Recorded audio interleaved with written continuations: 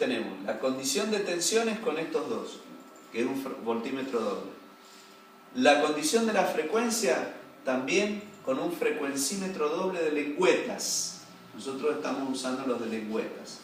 Las lengüetas son como unas teclas de piano que vibran a la frecuencia de la red.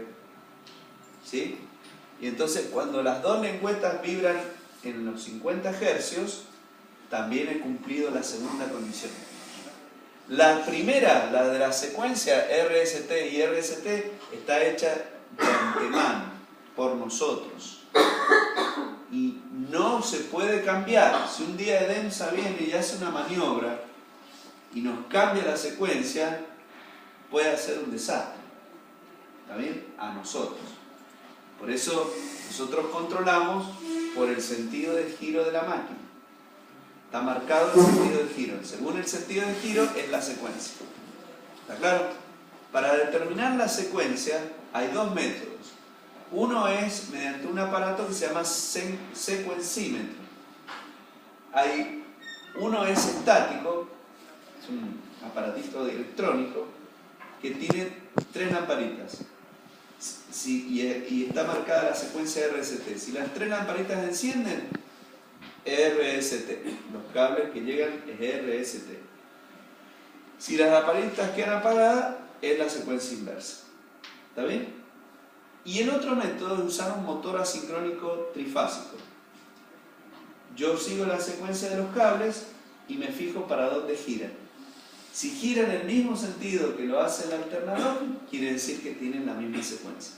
Si giran en sentido contrario, permuto 2 cables y modifico la secuencia.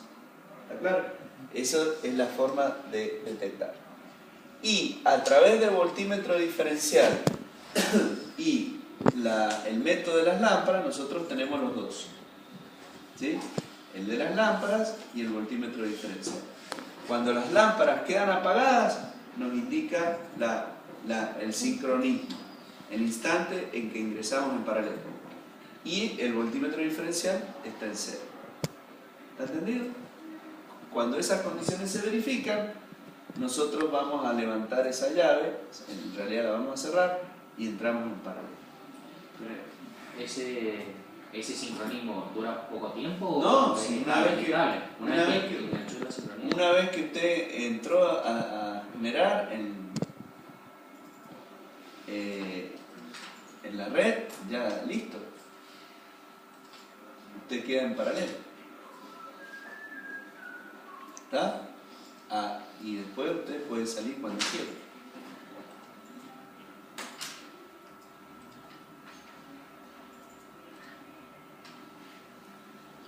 ¿Entendieron? Ese es el método. Bueno, ese es el de las luces rotantes, ya está explicado. Y ahora vamos a hacer el análisis. Una vez que nosotros ingresamos en paralelo, la FEM y la tensión están en fase. Nosotros no producimos corriente. Y ustedes van a ver un amperímetro que va a marcar 0. No entregamos corriente a la red. Primero entramos en paralelo en vacío. Una vez que hemos ingresado en paralelo, empezamos a abrir la válvula mariposa para que entre combustible a la turbina. Y entonces la turbina empieza a producir torque. ¿Está bien? Empieza a producir un par. ¿Por qué? Porque el generador empieza a entregar corriente a la red. ¿Está bien? Entonces, entrega corriente a la red y como entrega corriente a la red, a la tensión le voy a tener que sumar la caída de tensión por reactancia sincrónica, X por Y, más la caída de tensión por la resistencia de los devanados. Pero en este diagrama, la caída de tensión por la resistencia de los devanados, acuérdense, la podíamos considerar despreciable con respecto a la caída de tensión por reactancia sincrónica. Por eso solamente aparece esa caída de tensión. De acuerdo a la posición de este vector, vemos que la corriente siempre es perpendicular a ese fasor. Y en este caso aparece adelantada con respecto a la tensión, un cierto ángulo fijo, en este ejemplo. Entonces, la suma de la tensión más esa caída de tensión nos da la FEM de vacío. Este diagrama nosotros lo hemos estudiado en las últimas clases. El E0 lo teníamos acá, ¿recuerdan? Y ahora tenemos la tensión acá y la corriente por acá. Entonces 90 grados con respecto a la corriente, más o menos por acá. Ahí tenemos la caída de tensión, este sería E0, y por el máximo. ¿Entienden? Acá es el ángulo 90 grados. Bueno, ese mismo diagrama está girado. ¿Está bien? Ha sido girado para que la FEM E0, la tensión, la corriente quede vertical. Esa es toda la situación que se ha producido. Para que vean ustedes están acostumbrados a verlo así. ¿Está bien? Vimos muchos gráficos, todos parecidos. Entonces, acá surgen dos ángulos, que es el ángulo de potencia entre la tensión y la corriente, y el ángulo delta entre U y E0. Ahí está mal ese ángulo. Entre U y E0 es el ángulo delta, que es el ángulo de carga. ¿Está claro? Entonces, primero cumplimos con las condiciones. Entramos en paralelo, pero no entregamos corriente. A partir de allí, abrimos la válvula mariposa de la turbina hidráulica, empieza a entregar agua y empezamos a producir un torque. Entonces el generador empieza a producir corriente y entrega potencia a la red, ¿tá? Dependiendo de la característica de la excitación. Vamos a ver si entregamos potencia activa, reactiva, qué hacemos. Entonces acá, si nosotros trabajamos con el generador sobreexcitado significaba que yo producía, ¿cierto? Cuando lo sobreexcitaba, y lo tengo que sobreexcitar cuando tengo una carga RL. Cuando tengo una carga RL, el efecto de la reacción del inducido era desmagnetizante, lo que acabamos de hacer en el laboratorio. Entonces tengo que sobreexcitar, aumentar la FEM, eso significa sobreexcitar, para mantener la tensión constante. Entonces cuando yo sobreexcito acá, este sería la caída de tensión por reactancia sincrónica. En cambio, si estamos trabajando con una carga capacitiva, o el efecto es capacitivo, la corriente atrasa con respecto a la tensión y entonces debo subexcitar la máquina para mantener la tensión constante. ¿Está claro? Y en el cuarto caso se producen las dos situaciones. Yo primero empiezo a entregar corriente a la red, aparece la caída de tensión JXS por I, que sumada a U me da la FN0, y yo en este caso he tenido que aumentar la excitación porque, digamos, para compensar la caída de tensión por reacción del inducido. Entonces, el ángulo delta, que es entre la FEN y la tensión, el ángulo de carga, como está en adelantos, se ha movido hacia adelante, significa que yo he tenido que entregar un torque. ¿Está bien? He tenido que avanzar, hacer fuerza, digamos, hacer un par. Y por otro lado he tenido que modificar la excitación. O sea, hago las dos cosas. Abro la válvula mariposa de la turbina para que entre más caudal y poder entregar más torque, y a su vez corrijo aumentando la excitación. Todo junto. ¿Está claro? Ese sería el cuarto proceso. Las dos tareas juntas para mejorar el factor de potencia o la compensación de la máquina. ¿Está claro eso? Bueno, ahora con esto van a poder hacer la práctica del otro viernes. Ahora vamos bien, ¿no? Porque el martes estará el parcial, entonces no vamos a tener teoría, vamos bien. Van a tener teoría de la práctica que van a hacer el viernes. Ahora empezamos a estudiar, ¿no? Vamos estudiando. Y en el estudio aparece este diagrama de potencia constante y excitación variable. Vamos a empezar con la tensión. la tensión está aquí, en la vertical ahora. Fíjense que los diagramas se acomodan para la interpretación. ¿Por qué? Porque estos son fasores. Y los fasores giran a la frecuencia angular omega. Entonces, como son fasores y giran a la frecuencia angular omega, bueno, es como una foto. Yo paro, digamos, o tomo la instantánea en el lugar que a mí me conviene. Entonces acá la tomé cuando la tensión está en la recta vertical. ¿Entendieron? Entonces, en este caso, la corriente viene atrasada con respecto a la tensión. Entonces, como viene atrasada con respecto a la tensión, 90 grados con respecto a la corriente y perpendicular al vector corriente y pasando por U, obtengo la caída de tensión JXS por I, que va a dar en este punto, y entonces esta será la FEM E0, la FEM de vacío. ¿Está bien? Ahora, un apartado aparte, un apartado sería analizar la potencia. MU por I por el coseno de phi.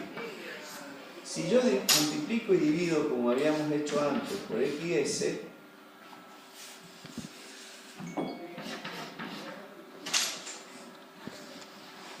¿qué me queda?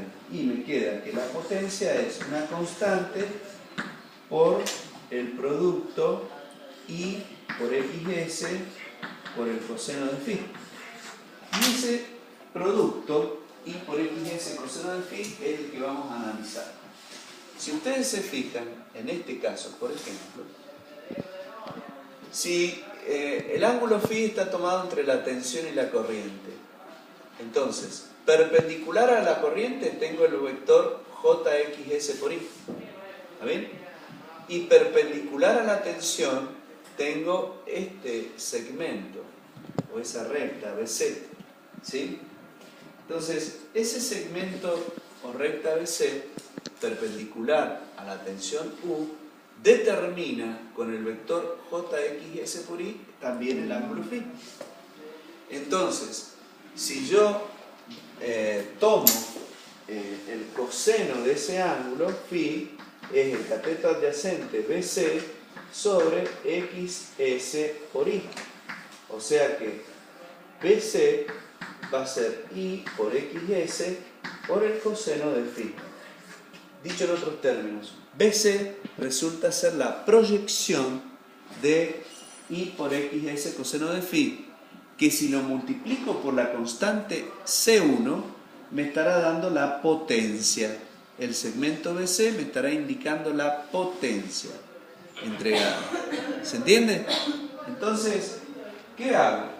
Si yo quiero mantener la potencia constante, es decir, el segmento BC permanezca invariable, por el extremo de B trazo una perpendicular a la recta BC.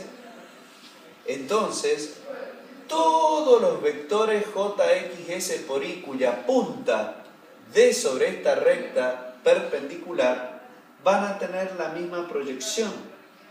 Todos van a tener la misma proyección BC. Por lo tanto, todos los puntos que den sobre esta recta corresponden a potencia constante. ¿Está bien? Cuando todos los segmentos de XS por I, la punta D sobre esta recta perpendicular a la recta BC por el punto B, todos van a tener la misma proyección BC, que multiplicado por la constante me dará la potencia. ¿Sí? Entonces, fíjense qué pasa para una corriente tal como la I1. La I1 ahora está en adelanto con respecto a la tensión. Entonces, esa corriente I1, la perpendicular a esa corriente y que pasa por U es XS por I1. Si esa punta coincide con la recta que pasa por B y que es perpendicular a BC, esa corresponderá a una potencia constante. ¿Sí? Pero, y dará en el punto B1. Si ustedes se fijan en el valor de la FEM, esta FEM E0 es mucho más grande que esta FEM E01. ¿Y eso está bien? ¿Está mal? ¿Qué significa? Bueno, si ustedes se fijan, en el primer caso la corriente atrasa con respecto a la tensión, por lo tanto se encuentra bajo un carácter RL, resistivo inductivo. Si se encuentra en un carácter resistivo inductivo, la reacción del inducido es desmagnetizante. ¿Está bien? La reacción del inducido produce un efecto desmagnetizante. Por lo tanto, si yo quiero mantener la tensión U constante, voy a tener que aumentar la excitación, ¿sí?, para compensar la caída de tensión por reacción del inducido. Por eso E0 es más grande.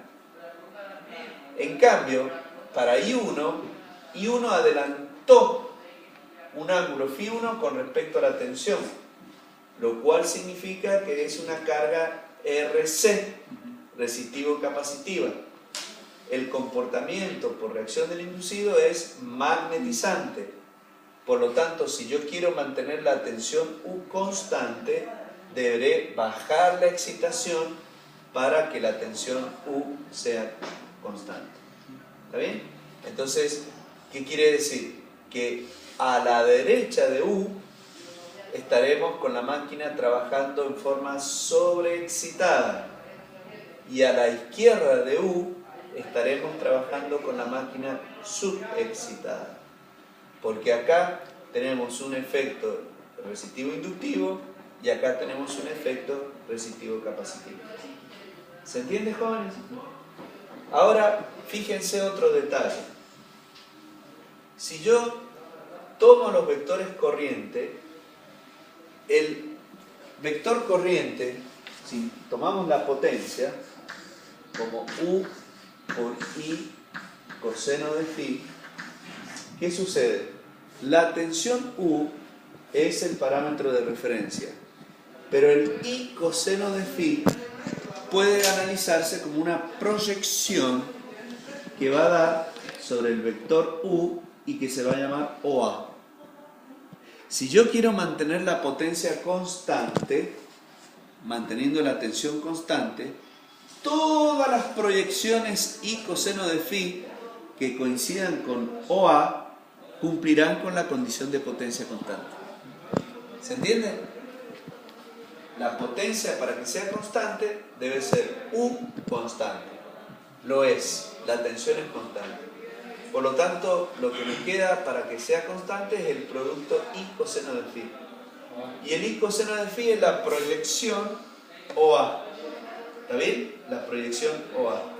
Para que la proyección OA sea constante, es decir, todos tengan la misma proyección, por el extremo de A tengo que trazar una recta perpendicular a la tensión U. Entonces, todas las proyecciones van a dar sobre este segmento OA. ¿Está bien? Quiere decir que la recta donde la punta de los vectores corriente coincide, van a tener la misma proyección. Cualquier corriente que venga a dar sobre esta recta va a cumplir con la condición de potencia constante. ¿Entendieron? ¿Se entiende? Ahora fíjense, jóvenes alumnos, si la corriente, el efecto inductivo es muy grande, ¿está bien? ¿Cuál sería el efecto inductivo más grande? Y cuando tengo una carga inductiva pura. Inductiva pura significa que la corriente estaría acá. ¿Está bien? Bueno, esa sería una condición extrema, ¿sí? Puramente desmagnetizante. Eso lo vimos en la condición de cortocircuito. No pongamos esa condición, pongamos una condición RL, pero muy L. Entonces, el ángulo φ está muy grande, digamos, muy atrasada la corriente, supongamos por acá. Por acá.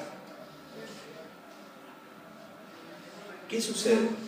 La magnitud de esa corriente es más grande que, por ejemplo, la de esta situación. ¿Qué significa eso? La corriente que yo estoy generando tiene una componente activa y una componente reactiva, porque es alterna. Entonces la componente activa está en fase con la tensión y la componente reactiva estará a 90 grados desfasada. Quiere decir que en esa situación que yo planteo, estoy poniendo en juego mucha componente reactiva. ¿Se dan cuenta? Hay una componente reactiva muy grande. La componente activa es la misma, pero la componente reactiva es muy grande, lo cual hace que la corriente aparente sea muy grande. Entonces ustedes en el laboratorio van a ver esta experiencia. Entonces cuando vean esta experiencia van a ver que modificando la excitación, van a ver que la corriente, eso lo van a ver en el funcionamiento como motor, la corriente y el generador también, variando la excitación, van a ver que la corriente acá está en un máximo. ¿Está bien? Puede estar en un máximo, cuando es muy inductiva. ¿Sí? En cambio, cuando la carga es resistiva pura, la corriente está en fase con la tensión y la corriente tiene su valor mínimo, es puramente activa, estaría acá. Esa es la mínima. En cambio, cuando la corriente vuelve a ser grande, en este caso, en el amperímetro, ustedes pueden ver que tiende a medir en sentido contrario. ¿Se dan cuenta? ¿Por qué? Porque se adelantó. Pero vuelve a crecer. O sea, tanto el efecto inductivo como el efecto capacitivo producen sobreintensidades, intensidades más grandes. Entonces, en los generadores, cuando no se corrige el factor de potencia, implica un mayor aporte de corriente. O sea, no solamente tengo que brindar la corriente activa, sino también brindar la componente reactiva. Por eso es necesario compensar. ¿Para qué? Para compensar los efectos reactivos de la corriente. Si no, esta corriente más grande me demanda conductores más grandes, de mayor sección, ¿verdad? Y mayores pérdidas. ¿Se entiende eso? Ahora vamos a ver un diagrama de excitación constante y potencia. Bueno, lo que no dije, esta recta, que es perpendicular a U en C, se llama recta de potencia. Y esta recta, perpendicular a la recta de potencia y que pasa por el punto B, se le llama recta de excitación. O sea que acá tienen tres rectas: la recta de corriente, la recta de excitación y la recta de potencia. Ahora veamos el caso de un diagrama con excitación constante y potencia. Acá ustedes tienen la tensión U y en un primer caso tienen una corriente I1 atrasada. Perpendicular a esta corriente tengo la caída de tensión JXS por I1 y la suma me da la FEM E01. Como la FEM E01 va a permanecer constante, si yo apoyo un compás en O y lo abro hasta E01, puedo trazar un radio de circunferencia donde van a estar en la punta de todos los vectores FEM, porque va a ser con excitación constante. ¿Está bien? Entonces, en esta situación 1, la máquina entrega la potencia 1, OP1. OP1, la medida en centímetros multiplicada por la constante U, la constante M por U sobre XS. Eso me va a dar la potencia. En el caso 2, para un caso en que la máquina entrega una potencia 2, fíjense, la corriente pasó a estar en fase con la tensión. Al pasar a estar en fase con la tensión, el vector JXS por I2 es perpendicular a la tensión. Al cortar la circunferencia, me va a determinar la FN02 y la potencia 2. Por supuesto, la máxima potencia se tiene que dar en la tangente a esa circunferencia de la FN0, cuya proyección va a ser este punto, la máxima potencia. En esta situación, la FEN E0 estaría acá. Y la corriente, la caída de tensión XS por I3 sería esta. La perpendicular a este vector corresponde a la corriente I3, que es esta que está marcada allá, que se va a llamar I3 límite. I3 límite. ¿Por qué? Porque es la máxima corriente que yo le puedo sacar al generador. Porque está entregando la máxima potencia, manteniendo la excitación constante. En esas condiciones, si yo trazo la perpendicular a la Fn0 por I3 límite, obtengo el punto C, que es el radio de una circunferencia que me va a dar la corriente donde deben llegar todos los vectores corrientes. Esa circunferencia, fíjense, acá nosotros tenemos que la FEM E0, ¿cierto? XS por I3, ¿sí? XS por I3, yo lo divido por XS y voy a tener el radio de la circunferencia, que es igual a E0 sobre XS. Esa circunferencia tiene un diámetro que vale 2 veces la Fn0. ¿Vale? 2 veces. Este es el radio.